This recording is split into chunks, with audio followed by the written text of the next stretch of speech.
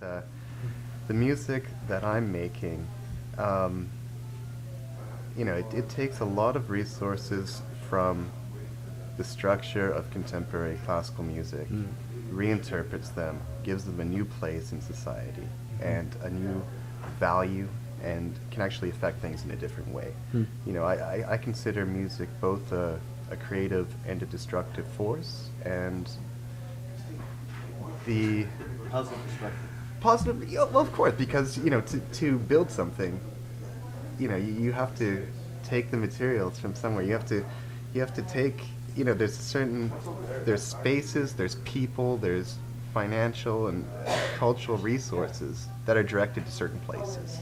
I see a lot of these things, in this country right now being directed to very negative, parasitic organizations that I resent because, as a composer, when I was working there, they take advantage of musicians and artists and give very little back to the community. So what I'm doing is taking those resources and shaping them in a new way that can be more positive, that can reach a lot more people.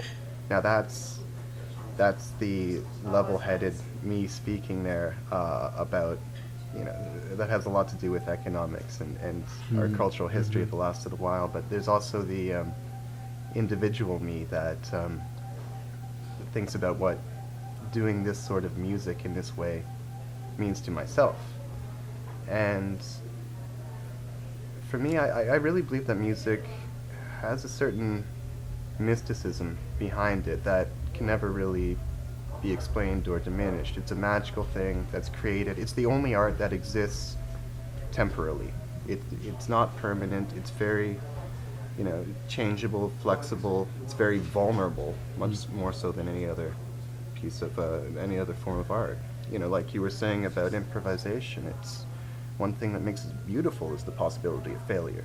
That's extremely true in improvisation, but it's true about all sorts of music. Yeah. So what I want to do is create something, put something on stage that awakens that sense of mysticism, of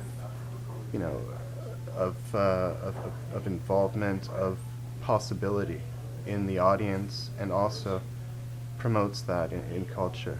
I have, the thing that I'm reacting against is the sense of inevitability that comes from a lot of overfinanced and overproduced and non-representative music.